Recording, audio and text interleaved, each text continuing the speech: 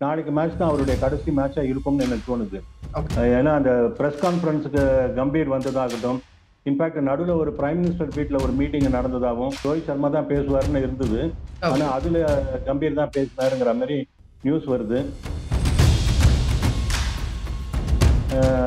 Dressing ரூம்ல ஒரு பெரிய சீரியஸ் டிபேட் ஒன்று நடந்திருக்கு. டிபேட்டுங்கிறத விட ஒரு ட்ரெஸ்ஸிங் டவுன்னு சொல்லுவாங்க. ஓகே கம்பீர் வந்து ஷாட்டை எடுத்து நல்லா சொல்லியிருக்காரு கேள்விப்பட்டோம். முக்கியமா கோலி, ரோஹித் சர்மா அண்ட் பந்த் பத்தி ரொம்ப ரொம்ப ஸ்ட்ராங்கா அவர் எடுத்திருக்காரு. அது பந்தோட அந்த ஷாட் வந்து ரொம்ப சீரியஸா பேசப்பட்டதாகவும், ரோஹித் சர்மாவோட captaincy as well as batting எல்லாருமே சேர்ந்து கம்பீரோட அந்த அவர் கோச்சா வந்தது பிடிக்கல, அவரை கவுக்கணுங்கிற மாதிரி தான் செய்யற மாதிரி ஒரு ஒரு கான்ஸ்பிரசி நடக்கிற மாதிரி கூட ஒரு பேச்சு அடிபடுது. பெரிய டீமோட ஒரு முக்கியமான கேப்டனாக இருந்திருக்காரு. ஓடி வேர்ல்ட் கப் ஃபைனல் வரையும் கூட்டு போயிருக்காரு. T20 வேர்ல்ட் கப் இப்போ ஜெயிச்சு கொடுத்துருக்காரு. அப்படி இருக்கவரை நீங்கள் 5வது டெஸ்ட்டில் நாங்கள் பிச்சை பார்த்துட்டு அவரை முடிவு பண்ணுவோம்னு சொல்கிற அளவுக்கு இந்தியன் டீமில் நம்ம அப்படி பார்த்ததில்ல. கிட்டத்தட்ட ட்ராப் தான். நாளைக்கு விளையாட வைக்கலைன்னா அது ட்ராப் தான். கம்பீர் என்னைக்கு உள்ள வந்தாரோ அன்னைக்கே இந்த மாதிரி ஒரு அக்ரஷன் நீங்க எதிர்பார்த்துட்டு, நாங்களாம் எதிர்பார்த்துட்டு தான் இருந்தேன். ஆக்சுவலா டூ ஆர் டை இருந்தா நீ இருக்கிறதா இருந்தா செய்யறதா இருந்தா இல்லைன்னா போ. புஜாராவா அவருக்கு ரெக்வஸ்ட் பண்ணாரு, இந்த பிஜேடிக்கு நான் புஜாராவை கேட்டிருந்தேன் அப்படின்ற மாதிரியான ரிப்போர்ட்ஸ், இதுவுமே ரிப்போர்ட்ஸ் தான். ஆனால் அவருக்கு கொடுக்கப்படலை அப்படின்னு சொல்றாங்க. இந்தியன் டீம்னு எடுத்தீங்கன்னா அதுல வந்து பாலிடிக்ஸ்ங்கிறது பெருநிலை இருக்கும். இது வந்து இன்னைக்கு நேற்று இல்லை, அது தொட்டே இருக்கிற ஒரு விஷயம் தான். அது இன்னைக்கும் இருக்கும், நாளைக்கும் இருக்கும். அஜர்தீன் கேப்டன்சில சித்து வந்து யார்ட்டையும் சொல்லாம கொள்ளாம பேக் ஒரு வழியா கொட்டி கிளம்பி வந்துட்டார் ஊருக்கு. இப்ப நீங்க அஸ்வின் எடுத்துக்கோங்களேன், அவர் சொல்லிட்டு வந்தார், அவ்வளவுதான் வித்தியாசம். கண்டிப்பா அதுவும் அப்ரப்டா பாதி டூர்ல கிளம்பி போறாரு அப்படின்னு சொன்னா உள்ள ஒரு பெரிய மனவேதனை வர அளவுக்கு ஏதோ ஒண்ணு நடந்திருக்குன்னு அர்த்தம். கோலியன் ரவி சாஸ்திரி பேர் நல்லா இருக்கும்போது கூட அஸ்வின் அதனால பாதிக்கப்பட்டார். ரொம்ப நல்ல கோச் டிராவிட்னு சொல்லி பேசிட்டு இருக்கும்போது கூட டிராவிடால அஸ்வின் பாதிக்கப்பட்டார். 2 ஃபைனல்ஸ் ஆடல அவரு. ஸோ இது வந்து கேட்டா டீம் செலெக்ஷன் பேலன்ஸ் வாங்க, இதுக்குன்னு 2-3 வார்த்தைகள்லாம் வச்சுப்பாங்க அவங்க. ஒன் இண்டியா ஹவுசர் நேயர்களுக்கு வணக்கம். India vs Australia border Gavaskar trophy நடந்துட்டு இருக்கு. முக்கியமான 5வது மேட்சை நெருங்கிட்டோம். அந்த மேட்சோட ரிசல்ட் எப்படி இருக்க போகுது, இந்தியா எப்படி பெர்ஃபார்ம் பண்ண போறாங்க, ட்ரா பண்ணி ரீட்டைன் பண்ணுவாங்களான்னு பல கேள்விகள் இருந்தாலும் மேட்சுக்கு வெளியில பல சம்பவங்கள் நடந்துட்டு இருக்கு. அதெல்லாம் பத்தி பேசுறதுக்காக கிரிக்கெட் அனலிஸ்ட் ரமேஷ் நம்மளோட நினைச்சிருக்காரு. சார் வணக்கம் சார். வணக்கம் சந்தோஷ். சார், லாஸ்ட் இன்டர்வியூல நீங்க சொல்லியிருந்தீங்க ரோஹித் சர்மாவுக்கு 1 மேட்ச் அவே, கிட்டத்தட்ட 1 மேட்ச் அவேக்கு வந்துட்டாரு அப்படின்னு. அந்த 1 மேட்சும் இருக்குமா அப்படின்னு பல கேள்விகள் வந்திருக்கு. பல சம்பவங்கள் நடந்துட்டு இருக்கு. ப்ரெஸ் கான்ஃபரன்ஸை கூட பார்த்துருப்பீங்க. இதை பத்திலாம் என்ன நினைக்கிறீங்க சார்? இந்த ரோஹித் சர்மா பொசிஷனை பத்தின விஷயங்கள் எப்படி பாக்குறீங்க? நம்ம எதிர்பார்த்த மாதிரி தான் அது போயிட்டு இருக்கு. போற போக்கு அப்படிதான் இருக்கு. பட் எல்லாரும் ஒரு ஒரு கெஸ்ட் ஒன்று சொல்றாங்க, நான் அடுத்த மாதிரி நாளைக்கு மேட்சே ரோஹித் இருக்க மாட்டாருங்கிற மாதிரி. எனக்கு அப்படி தோணல. கண்டிப்பா ஆடுவாரு, லீட் பண்ணுவாரு. இன் ஆல் ஃபேர்னஸ் அவருக்கு கொடுக்கப்பட வேண்டிய மரியாதை எல்லாம் கொடுக்கப்படும், அதெல்லாம் எந்த குறையும் இருக்காது. பட் நம்ம ஏற்கனவே பேசின மாதிரி நாளைக்கு மேட்ச் தான் அவருடைய கடைசி மேட்சா இருக்கும்னு எனக்கு தோணுது. ஏன்னா அந்த பிரஸ் கான்ஃபரன்ஸுக்கு கம்பீர் வந்ததாகட்டும், இன்ஃபேக்ட் நடுவில் ஒரு பிரைம் மினிஸ்டர் வீட்டில் ஒரு மீட்டிங் நடந்ததாகவும், அங்க வந்து ரோஹித் சர்மா தான் இந்தியன் டீமை ரெப்ரசன்ட் பண்ணி பேசுறது வந்து ரோஹித் சர்மா தான் பேசுவாருன்னு இருந்தது. ஆனா அதுல கம்பீர் தான் பேசினாருங்கிற மாதிரி நியூஸ் வருது. இது ஆக்சுவலா என்ன ஆயிருக்கு அப்படின்னா, மெல்பர்ன் கிரிக்கெட் டெஸ்ட் முடிஞ்ச உடனே ட்ரெஸ்ஸிங் ரூம்ல ஒரு பெரிய சீரியஸ் டிபேட் ஒன்று நடந்திருக்கு. டிபேட்டுங்கிறத விட ஒரு ட்ரெஸ்ஸிங் டவுன்னு சொல்லுவாங்க. கம்பீர் வந்து ஷாட்டை எடுத்து நல்லா சொல்லிட்டு இருக்காருன்னு கேள்விப்பட்டோம். பட் இது வந்து உள்ள நடந்த விஷயங்கள் ஆக்சுவலா என்னெல்லாம் விஷயங்கள் பேசப்பட்டது அப்படின்லாம் வெளியே வந்து நியூஸ் வர்றதெல்லாம் கரெக்டா இல்லை எல்லாமே காசிப்பா அப்படிங்கிறது நமக்கு தெரியாது. வந்திருக்கிற நியூஸ் படி பார்த்தோன்னா ரொம்ப ரொம்ப ஸ்ட்ராங்கா கம்பீர் பேசினதாகவும் கேள்விப்படுறோம். முக்கியமா கோலி, ரோஹித் சர்மா அண்ட் பந்த் பத்தி ரொம்ப ரொம்ப ஸ்ட்ராங்கா அவர் எடுத்திருக்காரு. அது பந்தோட அந்த ஷாட் வந்து ரொம்ப சீரியஸா பேசப்பட்டதாகவும், ரோஹித் சர்மாவோட captaincy as well as batting ரொம்ப இன்டெப்த் அனலைஸ் பண்ணாங்க அப்படிங்கிற மாதிரியும் பேச்சு இருக்கு. அதுல வந்து கொஞ்சம் கொஞ்சம் ஸ்ட்ராங்கா கம்பீர் வந்து is known for open talk and strong talking. கொஞ்சம் அடிச்சு பேசுற ஆள் அவரு. இந்த மருந்து பூசுற மாதிரிலாம் இருக்காது, அவரது வெட்டுற மாதிரி தான் இருக்கும். அந்த மாதிரி பேசுற ஆளு, அந்த மாதிரி கண்டிப்பா பேசியிருப்பாருன்னு தோணுது. அதெல்லாம் வச்சு பார்க்கும்போது ஒருவேளை ரோஹித் சர்மா வேண்டாம் இப்போ ஓகே, நல்ல மூட்லயே நம்ம மேட்ச் வரைக்கும் போகலாம். இப்போ நடுவில் போயிட்டு ஏதாவது நம்ம பேசி அதுல ஏதோ ஒரு கான்ட்ரவர்சி வர்றதுக்கு பதிலாக நான் பேசல, நான் வேணா அதுல இருந்து வெளியே நின்னுக்கிறேன்னு சொல்லி அதுக்காக கம்பீரை வந்து இல்ல டோன்ட் வரி நான் பாத்துக்கிறேன் உன் இடத்த அப்படின்னு சொல்லிட்டு போனதாகவும் எடுத்துக்கலாம்.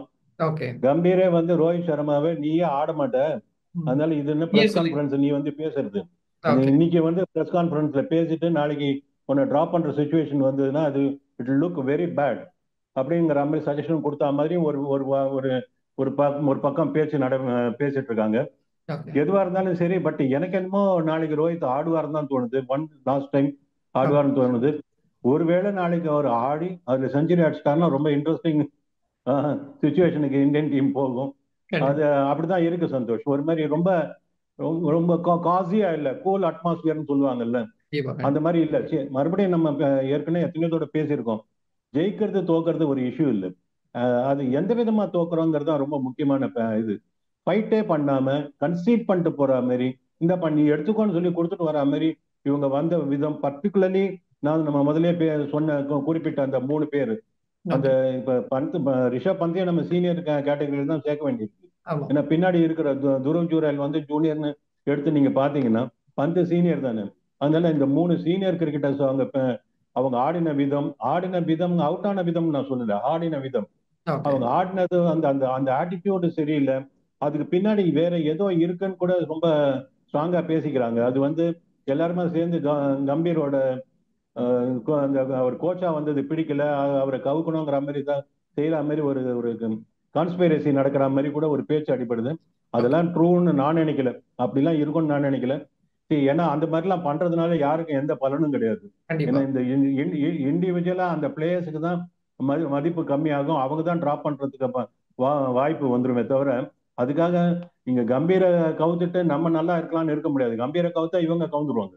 சேர்ந்து தாங்க. அது ஸோ அப்படி இருக்கிற பட்சத்துல அந்த மாதிரி பண்ணியிருப்பாங்கன்னு எனக்கு தோணல.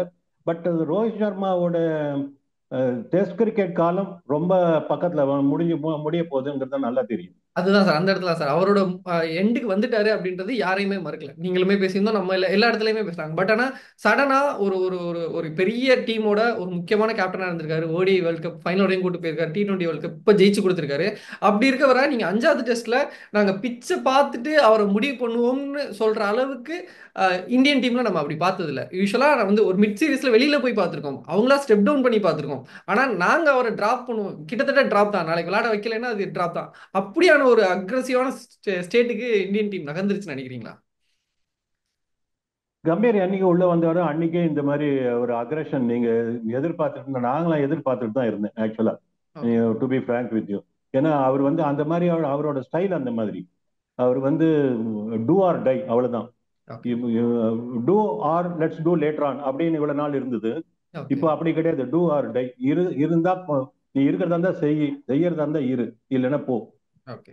Perform or perish, simple. Okay. Okay. அப்படிதான் அவரோட அவரோட அவர் ஸ்டைலே அப்படிதான், ஆரம்பத்துல இருந்து அப்படிதான் இருக்கு.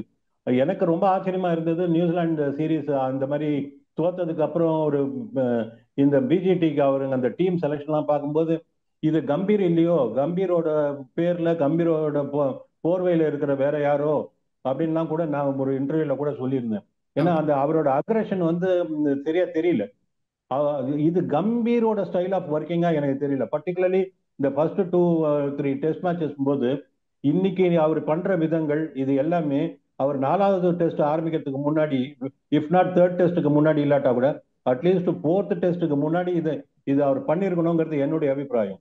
அந்த மாதிரி, அதாவது நான் சொல்றது இந்த ட்ரெஸ்ஸிங் டவுன் சொல்றாங்க, இந்த அது ஒரு ஸ்ட்ராங்கா பேசுறது இருக்குல்ல, அது வந்து அவர் அந்த மாதிரி பேசக்கூடிய ஆளு, அந்த மாதிரி பேசியிருக்கணுங்கிறது நான் நினைக்கிறேன்.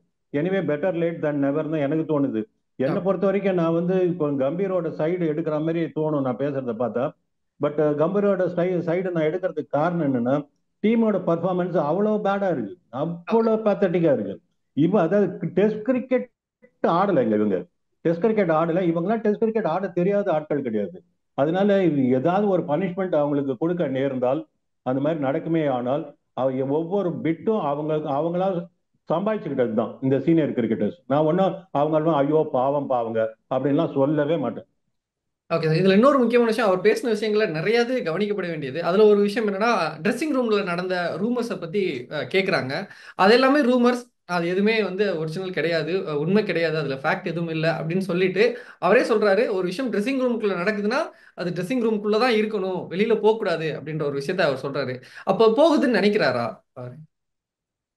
போகுதுன்னு நினைக்கிறாரு. அந்த மாதிரி ஒரு நம்ம இது எல்லாமே உங்களுக்கு இப்போ புகை இருக்குன்னா அந்த இடத்துல ஏதோ நெருப்பு இருக்குன்னு தானே அர்த்தம். ஓகே. அதனால அது அவர் வாயிலிருந்து வருது அப்படின்னா ரொம்ப ஓப்பனா பேச வேண்டிய ஒரு விஷயத்த அந்த கோடு போட்டு காட்டுறாருன்னு எடுத்துக்கணும். இது ஓகே. இது கொஞ்ச நாளாவே இந்த ஒரு ஒரு விஷயம் பேசப்பட்டு வருது. ரோஹித் சர்மாவோட ஃப்ரெண்டு ஒருத்தர் தேவேந்திர பாண்டேன்னு ஒருத்தர் இருக்காரு. ஆமா. அவருடைய இன்வால்மெண்ட் டீமோட மீட்டிங்குள்ள டீமுக்குள்ள இதெல்லாம் கொஞ்சம் அதிகமா ஊடுருவல் இருக்குன்னுலாம் கேள்விப்படுறோம். ஓகே. அதெல்லாம் எந்த அளவுக்கு ட்ரூத் எல்லாம் தெரியாது நமக்கு. பட் நியூஸ் தான் இதெல்லாம் வருது, நம்மளால பார்க்க காற்று முடியும். காற்று வாக்குல வர செய்திகள்.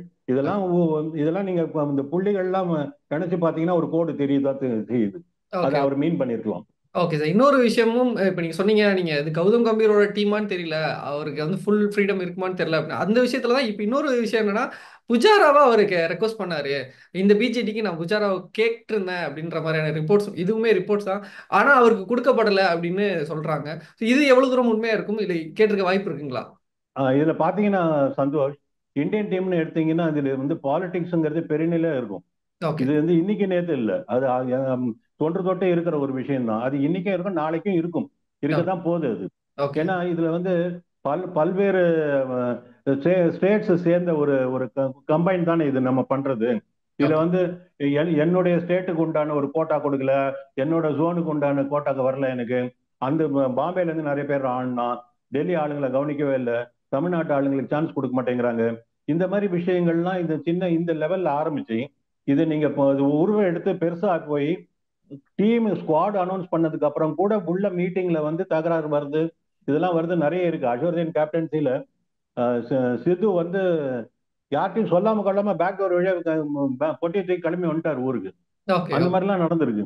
அந்த ஓகே. மாதிரிலாம் நடந்திருக்கு. இப்ப நீங்க அஸ்வின் எடுத்துக்கோங்களேன், அவர் சொல்லிட்டு வந்தார், அவ்வளவுதான் வித்தியாசம். கண்டிப்பா. ஆனா அதுவும் அப்ரப்டா பாதி டூர்ல கிளம்பி போறாரு அப்படின்னு சொன்னா உள்ள ஒரு பெரிய மனவேதனை வர அளவுக்கு ஏதோ ஒண்ணு நடந்திருக்குன்னு தான் அர்த்தம்.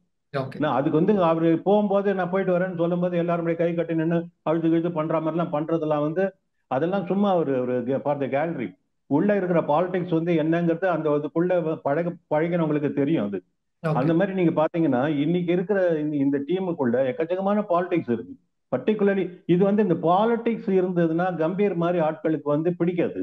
ஸ்ட்ரெயிட் ஃபார்வர்ட் ஆட்களுக்கு, நான் வந்து இங்க கிரிக்கெட் ஆடுறதுக்கு வந்திருக்கோம், நம்ம கிரிக்கெட் ஆடணும், கிரிக்கெட் ஜெயிக்கணும் அப்படின்னு இருக்கிறவங்களுக்கு அந்த உள்ள வந்து நீ நல்லவனா நான் நல்லவனா, நீ பெரியவனா நான் பெரியவனா அப்படிங்கிற இந்த சர்ச்சையெல்லாம் நீங்க வர ஆரம்பிச்சது அவங்க என்டர்டெயின் பண்ண மாட்டாங்க. ஓகே. அந்த மாதிரியான சர்ச்சைகளை என்டர்டெயின் பண்ணக்கூடிய கோச்சஸ் இருந்தாங்க இதுக்கு முன்னாடி இருந்தவங்க எல்லாம். ஓகே. அவங்க வந்து அப்படி இப்படி தடவி கொடுத்துட்டு போறதுலாம் இருக்குல்ல, அந்த மாதிரிலாம் இருந்தவங்க இருந்தாங்க. அந்த மாதிரி இருந்தா ஒத்து வரும். இப்போ உதாரணத்துக்கு கும்பலே கோச்சா இருக்கும்போது கும்பலே வந்து கோலிக்கு ஒத்து வரவே இல்லை. ஏன்னா கிளம்பிட்டோம். கோலியோட ஸ்டைல் வேற, அந்த அந்த ஸ்டைல் வந்து கும்பலேக்கு ஒத்து வரல. அதனால கோலியோட இன்ஃபுளுயன்ஸ்ல கோச் மாற்றப்பட்டார். ஆமா. அந்த இன்னைக்கு அளவுக்கு பாருங்க அந்த பவர்ஃபுல்லா இருந்தாரு. சைக்கிள், இன்னைக்கு இன்னைக்கு அந்த சைக்கிள் எப்படி வந்திருக்கு பாருங்க. ஆமா. கோச்சோட இன்ஃபுளுயன்ஸ்ல கேப்டன் மாற்றப்பட போகிறார். ஓகே. இதுதான் வித்தியாசம். நீங்க வந்து அன்னைக்கு அனில் கும்பலே அப்ப ஏன் புள்ள பூச்சியா வாய் மூடிட்டு இருந்தாருல. அதான் நான் சொல்றேன், இந்த மருந்து போடுறவங்க இவங்க எல்லாம். ஓகே. ஸோ இது வந்து நீங்க மருந்து போடுறவங்க கையில மருந்து வச்சுட்டு பிரயோஜனம் இல்லை, காணாம போயிட்டீங்க. கண்டிப்பா. இன்னைக்கு கையில அருவாள் வச்சுட்டு நிக்கிறவன் நிக்கிறாரு அவரு. உதாரணத்துக்கு சொல்றேன் நான் இது. ஓகே. So okay. இது இந்த இந்த பாலிடிக்ஸ் இருக்கத்தான் செய்யும். இந்த பாலிடிக்ஸை மீறி ஆமிகபிளா போறதுங்கிறது சில சமயத்துல நல்லபடியா நடக்கும். Okay carry sir. கிருஷ்ணன் இருக்கும்போது நடந்தது. கோலி அண்ட் ரவி சாஸ்திரியோட பேர் நல்லா இருந்தது. கோலி அண்ட் ரவி சாஸ்திரி பேர் நல்லா இருக்கும்போது கூட அஸ்வின் அதனால பாதிக்கப்பட்டார். ஆமா, ஆமா, ஆமா. இதெல்லாம் நம்ம பாக்குறோம். நீங்க கண்டிப்பா. ரொம்ப நல்ல கோச் டிராவிட்னு சொல்லி பேசிட்டு இருக்கும்போது கூட டிராவிடால அஸ்வின் பாதிக்கப்பட்டார். 2 கண்டிப்பா. ஃபைனல்ஸ் ஆடல அவரு. ஸோ சோ இது இது வந்து கேட்டா டீம் செலெக்ஷன் பேலன்ஸ் பாங்க, இதுக்குன்னு 2 3 வார்த்தைகள்லாம் வச்சுப்பாங்க அவங்க. ஓகே. அதெல்லாம் அதெல்லாம் யூஸ் பண்ணிப்பாங்க, அங்க அங்க அப்படி இப்படி ஃபில்அப் பண்ணிப்பாங்க. ஓகே. ஸோ இதெல்லாம் நீங்க பார்க்கும்போது இப்ப இருக்கிற கண்டிஷன்ல இந்த மாதிரி ஒரு ஒரு தன்னுடைய பொறுப்பு உணராமல் இருக்கக்கூடிய பிளேயர்ஸ் இருக்கும்போது கௌதம் கம்பீர் மாதிரி சாட்டையை சுத்துற ஒரு ஆள் கண்டிப்பா வேணும். அவர் அந்த மாதிரி செஞ்சு அது மூலமா நல்லது நடந்ததுன்னா டீமுக்கு எனக்கு ரொம்ப சந்தோஷம். நான் ஓகே. சொல்லிட்டு இருக்கேன், இப்ப இந்த மாதிரிலாம் பண்றதுனால டீமுக்கு எந்த பாதகம் வரும் மாதிரி இருந்தா டீமை ஃப்ரெஷ்ஷா கலைச்சிட்டு ஃபர்ஸ்ட்ல இருந்து யங்ஸ்டர்ஸை போட்டு ஒரு டீம் எடுத்து எப்படி ஆலன் பார்டரோட கேப்டன்சில ஒரு டீம் புதுசா உருவெடுத்தது ஆஸ்திரேலியால, அந்த மாதிரி எப்படி ஒரு இந்த மேட்ச் பிக்சிங் ஸ்கேண்டலுக்கு அப்புறம் சௌரவ் கங்குலியோட கேப்டன்சில ஒரு டீம் எப்படி புதுசா உருவாச்சோ அந்த மாதிரி ஒரு புது டீம் உருவாக்கப்படணும். இந்த பெரிய பெரிய தலைகள்லாம், ஆட்டம் போடுற தலைகள்லாம் தேவையில்லைன்னா அனுப்பிடணும். கண்டிப்பா சார். ஸோ இப்போ இவ்வளோ பிரச்சனைகள் நடந்துட்டு இருக்கு, இவ்வளோ இஷ்யூஸையும் கடந்து இந்தியா நாளைக்கு எப்படி பெர்ஃபார்ம் பண்ணணும் இதெல்லாம் மைண்ட்ல இருக்குமா? ஏன்னா இந்த ப்ரெஷர்லாம் தாண்டி தான் ஒரு மேட்ச் ஆட வேண்டியிருக்கு, ஒரு முக்கியமான மேட்ச் இருக்கு. இதெல்லாம் மைண்ட்ல ஏத்திட்டு ஆடுவாங்கன்னு நினைக்கிறீங்களா? எப்படி இருக்கும் சார் நாளைக்கு மேட்ச் எப்படி இருக்கும் அஸ் அ வியூவரா? ஒரு ஆமா, கொஞ்சம் அன்பிளசண்டா தான் இருக்கும். சுச்சுவேஷன் கொஞ்சம் அன்பிளசண்டா தான் இருக்கும். ஓகே. இது எப்படி எப்படின்னா, இது நாளைக்கு ரோஹித் சர்மா ஆடிட்டார்னு வச்சுக்கோங்க. Okay sir. ஆடிட்டார்னா கொஞ்சம் அவ்வளவு வலி தெரியாது. ஓகே. ஏன்னா இது நடந்தது எல்லாத்துக்கும் பதில் சொல்றதுக்கு அவரும் அவர்கிட்ட இருந்து ஒரு முயற்சி இருக்கும். அவர் ஓகே. ரன் அடிக்க ஒரு முயற்சி எடுப்பாரு, ரன் அடிப்பாரு, அடிக்கக்கூடியவர் தான்.